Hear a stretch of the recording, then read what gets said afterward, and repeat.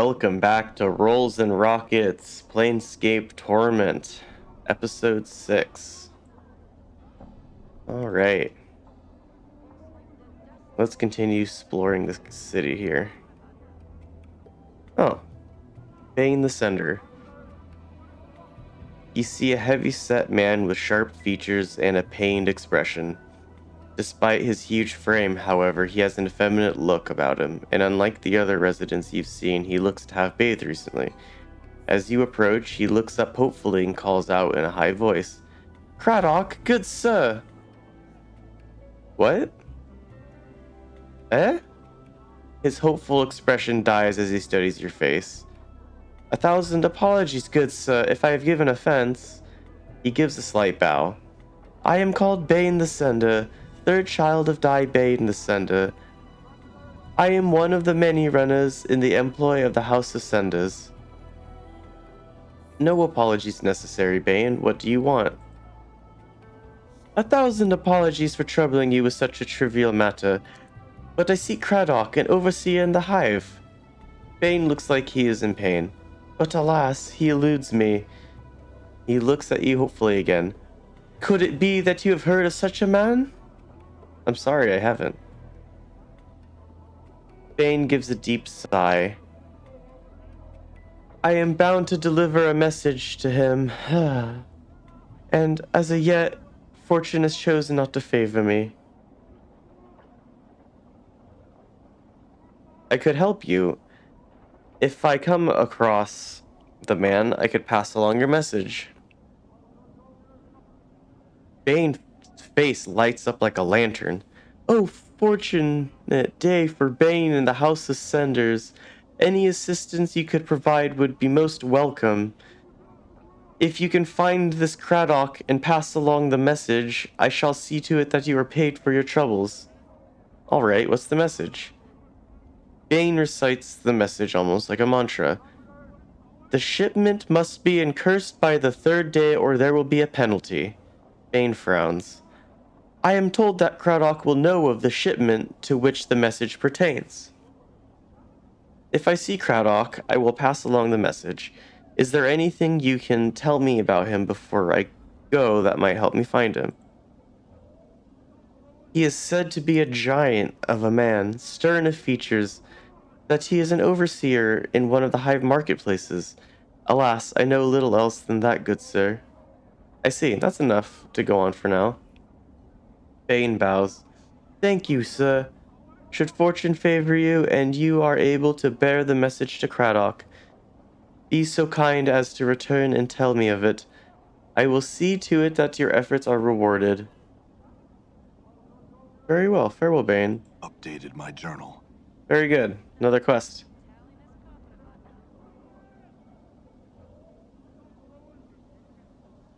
Gonna check this little section of the screen over here. Oh.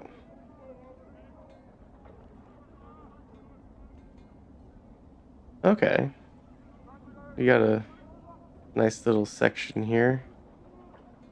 What's this? "This obsidian monument has names chiseled on it." Quentin.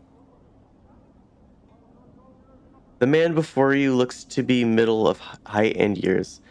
He is stout, with a thick, bullish neck, and his shoulders are hunched, as if a great weight was pressing upon them. He wears an impatient look as he stares at the black monolith in front of him. "Greetings." The man throws you a glance. "There's room, Cutter. No need to ask my leave to stand here." "Actually, I wanted to know what this monolith was." "It's a tombstone for the plains." He scoffs. "Graveyards of names are scratched on that rock.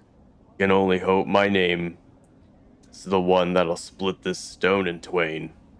He points at the base of the monolith. "Quentin, right there, hammered in just hard enough to send the damn thing crashing down." "Tombstone for the plains." "Aye." Quentin smiles ruefully. "The dusty scratched the names of the dead on this monument here." He gestures around him. "And on the walls of this place. Not enough space by my reckoning. but no matter. They do their best. Can barely read half the names. What are you doing here? Reading the new arrivals. Try and find a new one every day. Try and remember if I knew 'em. Nothing more. The dustmen record the names of all that have died on this monument? Aye, they scratch 'em on this rock, and scratch 'em on the walls in this place too. Quentin scoffs. I don't know why they take the trouble to take accounting of the dead. The Dusties have more care for the living. The living. Aye, you know, about the dustmen mourners that come to this place. They aren't mourning the dead, see, they're mourning the living. You can barely get a word in them edgewise without 'em asking to mourn some poor living Burke for you. Why do they mourn the living? You got me there, Cutter. He shrugs. Might want to put the question to them. Seems to me the dead are thrice worth the pity of any poor sod living in this pit. He nods at the monument. Every name on there is blessed, in my book it is. Ever know anybody who came back after their name was put on there? You mean come back from death? Quentin shakes his head. Not a one, Cutter. Everything that lives dies, and that's the way of things. He shrugs. Still, considering the planes go on forever and all, I suppose anything's possible. I suppose so. Say, I had some other questions for you. No harm in asking, Cutter.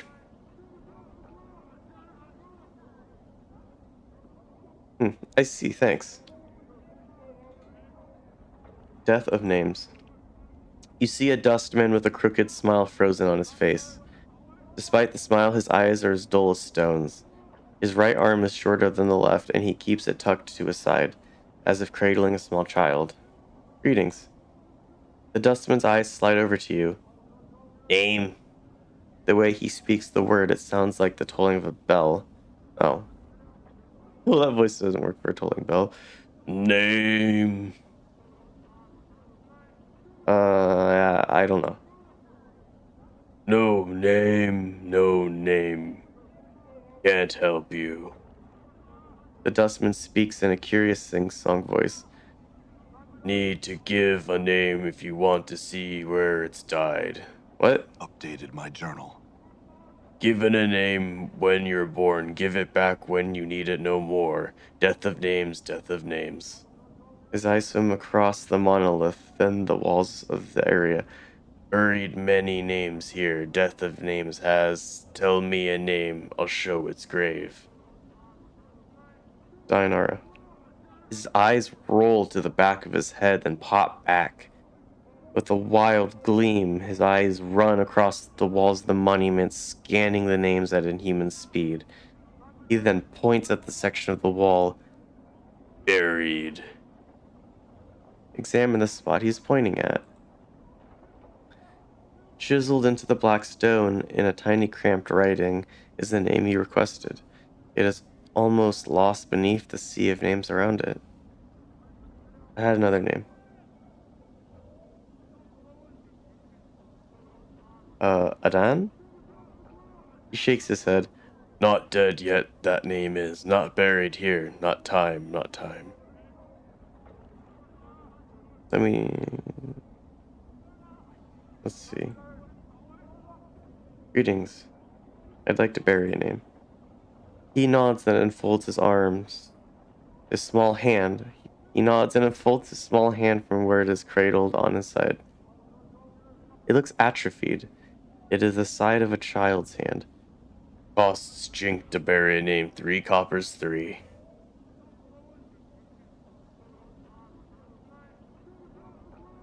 No name today, farewell. Sevtai.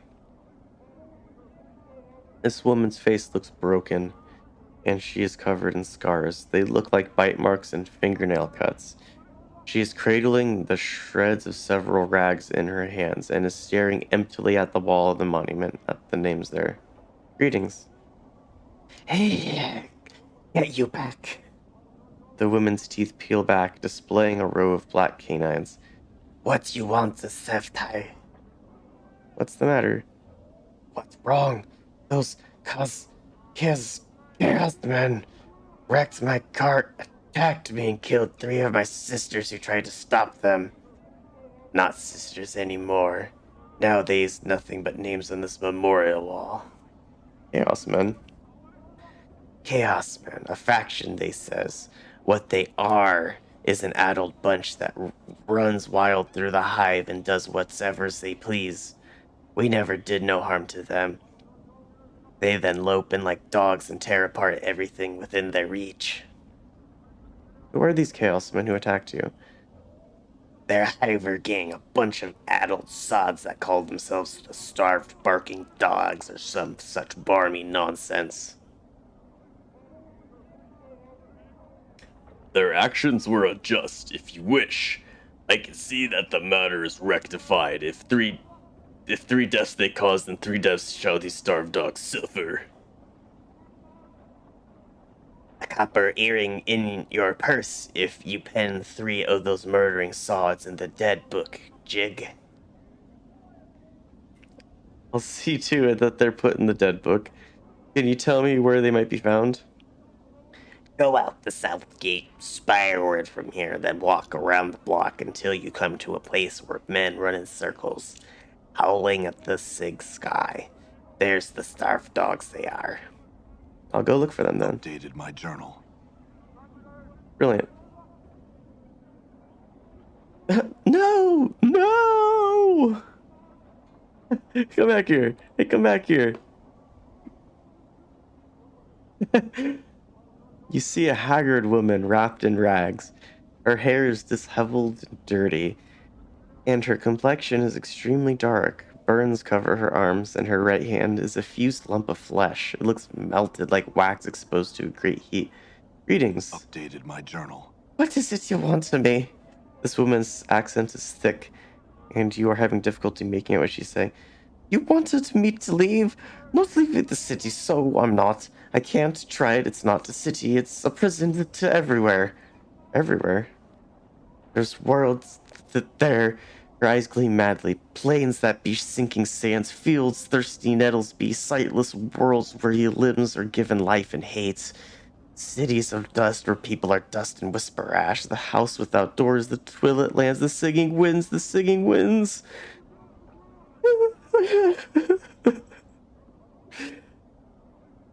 But she seems all out of tears. And shadows. The terrible shadows there be. Where are these places? Where's them places? She flings the lump of her right hand in an arc, gesturing at the cityscape. This is all here. Be doors. Doors here to everywhere. Doors? You're not knowing this? She squints at you and her teeth start chattering. Tell you, I will. Beware. Every space you walk through or touch in this thrice cursed city. Doors, gates, arches, windows, picture frames, the open mouth of a statue, the spaces between shelves. Beware any space found on all sides. All these are doors to other places. What do you mean? Every door has a key, it does, and with this key, they show their true nature. An arch becomes a portal, a picture frame becomes a portal, a window becomes a portal, all eager to take you somewhere else. They steal you away. She raises the lump of her right hand, and sometimes what's on the other side takes a part of you as tithe. What are these keys? The keys? The keys number as many as the doors in the city. Every door a key, every key a door. Her teeth start chattering again, as if she is cold, and a key is anything.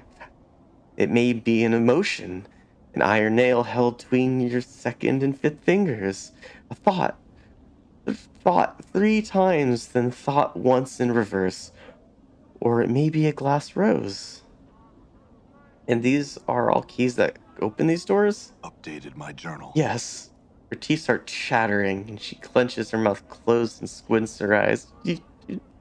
Yes. Can't leave. Can't leave. How did you get here? Updated my journal. From... She seems to calm slightly, and her eyes take on a 1,000 league stare. came from a place else from here almost a life ago, hummed a tune by a glade with two dead trees that had fallen together. A brilliant door opened in the space between the crossed trees, showed me the city on the other side. I stepped through, ended here. Why can't you go back? Tried. She tries to sob again, but no tears come. Tried. All doors here lead to other places. She shudders and grips her melted right hand. Went through 10 portals. Some a purpose, some accident. None of them right. Can't find way back. There must be a portal that can take you back. Can't even leave here, the square. And there, the place of death behind the gate waits for me. She points at the mortuary behind the gate, then turns back to you, her face desperate. Can't go anywhere in this city. You can't go anywhere? What do you mean? Anything. Oh.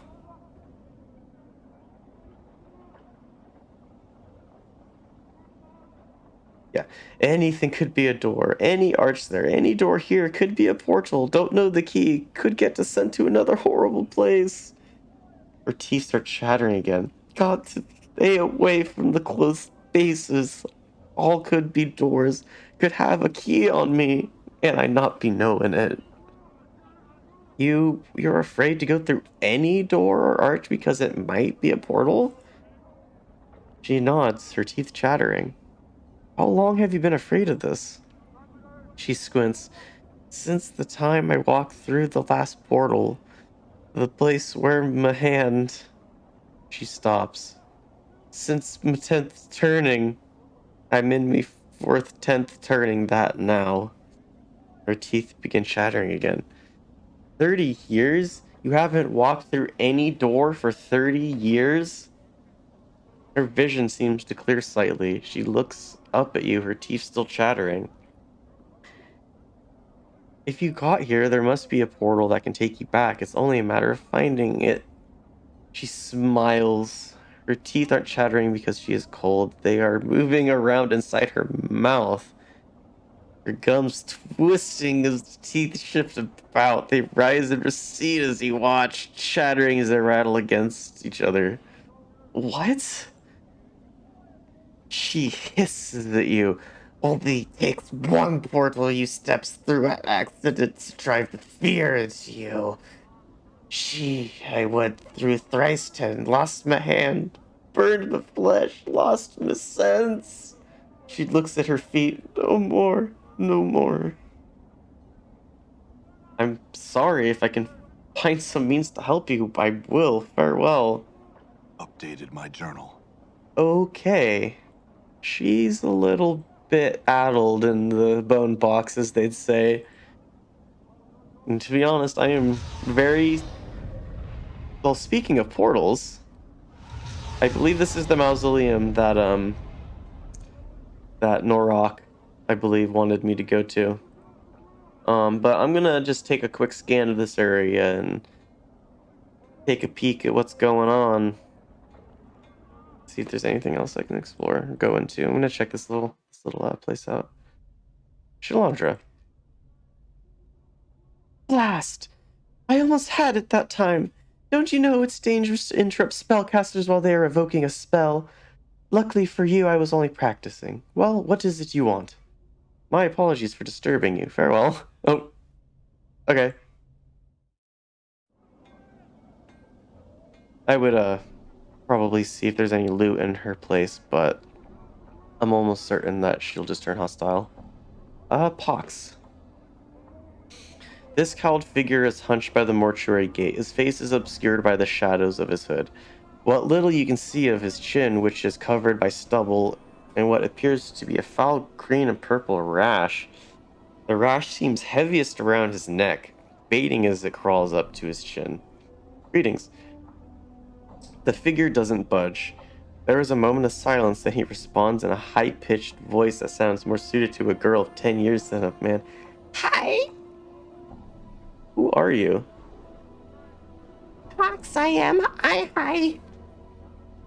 Pox? Mother and father named me. Wished a pox on firstborn, a curse given. Came true it did, hi. Again, your eyes are drawn to the purplish-green rash covering Pox's chin and neck. Oh, I had some more questions for you. Hi. What are you doing? Waits for debtors, I do, hi. Debtors? Corpses? Why? I the debtor, take him through the gate, get some jig, then again I walk high. Through the gate? Why? Debtors to a dead man, what coppers to a collector. Bring them the dead, they give the coppers at the gate, they do, hi. Is the front gate the only way inside the mortuary? I only debtor or dead men go into gate, they do. You want pox make you debtor again? Again? Hi. Many time you ask, pox always do. How many times exactly? Many time, hi. So we've met before? Hi. What do you know about me? You a debtor who don't stay debtor for long, hi. Deal square with pox, you do. Do you know anything else about me? You a debtor who don't stay debtor for long, hi. Oh, nope. Do you know anything else besides that? Uh. Oh, kill me then. I want to get inside the mortuary. Pox unpeels his arms from his robes, revealing a rusted dagger in each of his rash splotched hands. With the blur, the blades cut 2 lines across your throat, and your vision fades to black. Fall into darkness. Don't let it end like this. Okay. Worse than last time. Okay, cool. So I can come back to the mortuary. Oh, the cobblestone. This is a polished cobblestone that was lodged in the zombie's skull. It still has traces of brain matter dripping from it. I'm pretty sure it has no use. Okay. I'm just gonna try to, wrong way, skedoodle out of here really quickly. It's very amusing having the people attack you and kill you and send you back places. Because there isn't really any penalty to it. You just get to enjoy and explore. Will I be able to get through here again? Yeah, okay. I don't even remember what the key for that portal is. It's okay though. It'll be fun. Okay. Um, let's talk to Pox a little more. You see Pox hunched by the mortuary gate. She doesn't seem to have moved since the last time you spoke. Pox, I had some more questions for you. Hi. Do you know someone named Farod? Hi, Farod Collector. Big name has weight. Cast long shadow it does. Hi. Lecter. Do you know where I might find him? Hi. In the hive here. He is somewheres. Hi. Can you be more specific? Hi. Somewhere in the hive he is. Farod hide he does. Very hard finding he is. Not worth finding he is. Not worth finding. What do you mean? Hi. Many hates him. Other collectors even. Sharegrave hates him. Not like Farod at all. Hi. Sharegrave. Hi, Sharegrave big name, carry weight, casts long shadow he does. Tell Pox what to do he does. Would your boss, the Sharegrave, know where Farod is? Updated my journal. Hi, Sharegrave knows darks he knows. Knows Farod a hiding he does. Sharegrave in Ragpicker Square, many blocks west of here, hi? Say Sharegrave that Pox send you. Tell Sharegrave become Sharegrave with Pox he will, hi? Ragpicker Square west of here? Alright. Other questions? I've lost a journal. You wouldn't happen to have seen one, would you? Hi, no journal have I seen. Things get lost in hive. Never found again. Maybe journal one of them. Hi? I see. So I have some other questions. Sorry to disturb you. Farewell. Dustman. Dustman.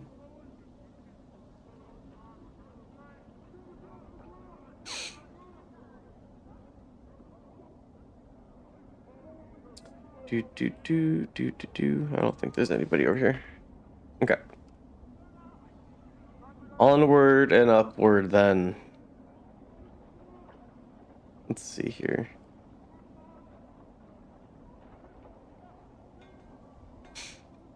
Okay. I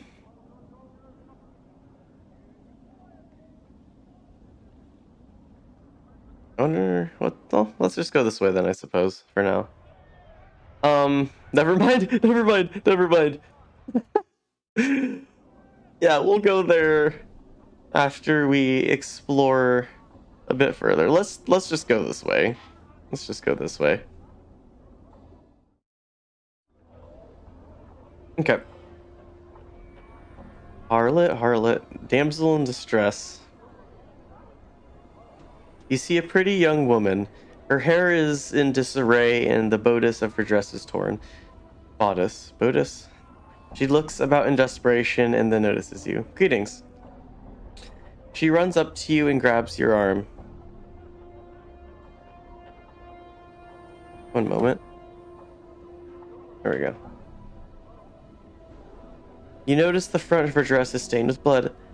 Help me cut her, please. They're killing my sister. She begins to tug on your arm. Who? She looks around wildly. This drunken man who followed us from one of the taverns. We thought he meant no harm. Please cut her. There was no more time. Help us. Wait, first you said they were killing your sister, and now you say he is killing her. Which is it? She stares at you, unsure what to say. I'm distraught. I've made a mistake. She glances at the blood that stains her dress. Please, help me cut her. Examine the blood on her dress. You glance down at her dress and look at the blood. Although it does appear to be real, it is completely dried. It must be hours old. That blood is hours old. What are you up to? You see her eyes flick to the bloodstains, then back to you. You think you can hear a hint of nervousness in her voice. You are mistaken, Cutter. Please help me. My sister lies dying while we tarry. You're up to something. Tell me. Oh God. You're up to something. Tell me what's going on, or I'll kill you. She looks into your eyes and then glances at the scars that cover your body. She swallows nervously, and you see her pale before your eyes. I'm supposed to lure people into an alley nearby. They're waiting there to take your drink. She looks at you apprehensively. Let me give you some advice. She glazes at you in silence, then nods her head. Don't pick someone like me as your mark. Choose some drunken fop who looks like he's never seen a battle in his life. She nods once curtly. And make sure he looks like he has more than a couple of coins in his name. Now, get out of here. She nods curtly, then backs away from you. She hesitates for a moment, then turns to leave. Thank you, Cutter. Sprints off. Huh. Mourns for trees. This ash-covered tree looks like it has suffered greatly since being transplanted here. You see a tired-looking, sorrowful old man who is gazing at the ash-dead tree in front of him. He is mumbling to himself and tapping his chin, as if trying to figure something out. Occasionally, he shakes his head sadly. Greetings. He seems momentarily startled as you interrupt his train of thought. He speaks in a calm, unhurried tone, but one full of sadness. Oh, greetings to you too, friend. How's this day find you? It finds me well. He smiles, but sorrow still lies in his eyes. That's good, friend. Hope your good fortune continues. He seems about to turn back to the tree. And how's this day find you? He shrugs slightly and proffers a bit of a smile. Fortune finds me well, though I'm saddened just the same. Why's that? He pats the tree beside him. It's the trees here in the hive. Are dying, friend, and no one cares. Seeing the look on your face, he holds his hands up as if to silence you for a moment. It may not matter to some, but it's important to me. I feel it's a shame to see the last tatters of life and beauty in this world left uncared for to die. Can you understand that, friend? Yes, you're right. It's a sad thing. He seems surprised and blurts out, Really? I mean, wonderful. Perhaps you would... He pauses and seems suddenly suspicious. He recomposes himself, speaking in his usual slow manner. In any case, that's good, I suppose.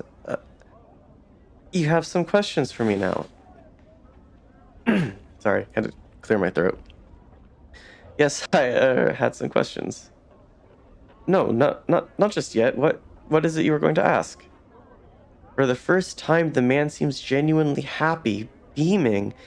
He explains, "It's difficult for anything to survive here. Just look around and you'll see what I mean, friend. I'm not sure if it's possible for the trees to thrive here, even if they somehow were to get enough light and clean water." Go on. He nods enthusiastically. But if enough people care, really want them to live, I just know they'll survive. They'll turn green again and flourish. You could be right.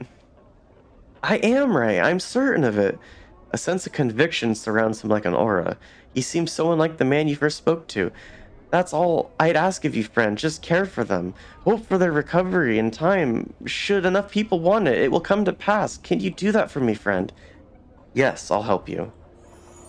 Excellent, my friend. Excellent. I thank you. You've given me back my confidence, my purpose.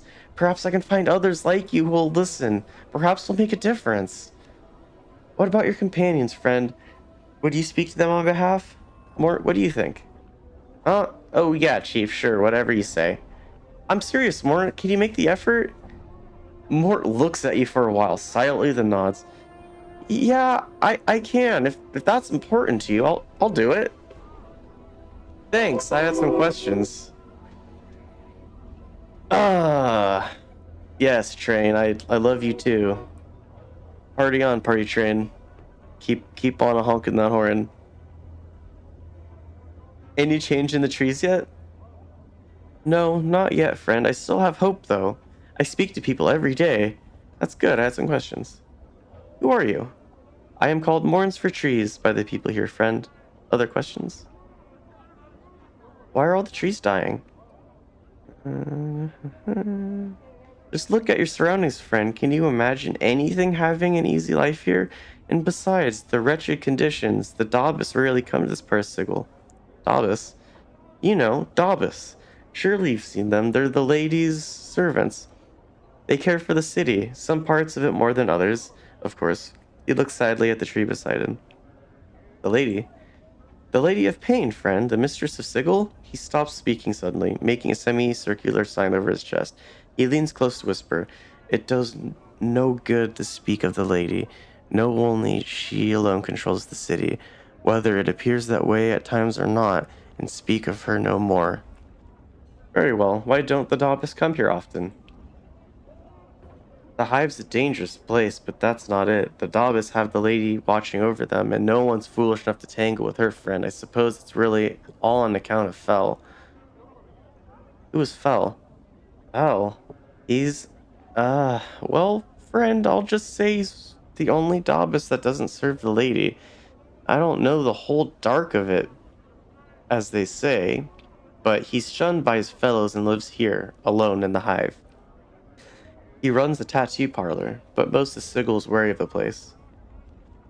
Tell me about this tattoo parlor. Fell's parlor is only a few buildings east of here.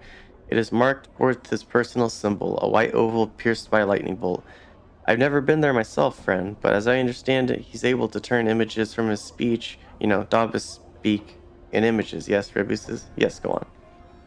He nods. So he's somehow able to turn images from his speech into tattoos, and not just ordinary inkings either. I'm told there's magic about them, and more than just in their making. I don't know much else about it, though. So what about the places there to be wary of? Well, friend, since he turned from the lady, many people think it's just a matter of time before her shadow falls on him. No one wants to be about when and if that happens, I'm sure. Tell me about his tattoo parlor. Fell's parlor is only a few buildings east of here. It is marked with his personal symbol, a white oval pierced by a lightning bolt. I've never been there myself, friend, but as I understand it, he's able to turn images from his speech, Daubus speak in images, yes. Yeah, I know.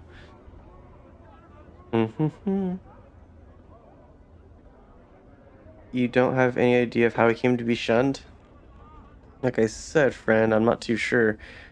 I've only heard vague rumors about him being on the wrong side of the issue once some power decided to butt heads with the lady. You could always try and ask him, friend. I'm told he's friendly enough, if not a little odd. Some power. Deity, friend? A god? Normally the lady has no problems with the likes of them, as she keeps their lot out of Sigil entirely. His name was Eoskar, but I don't know much else about the affair. His name was... The man nods gravely. As I understand it, the lady destroyed him. I wouldn't forget that if you were ever to consider messing with her or her servants.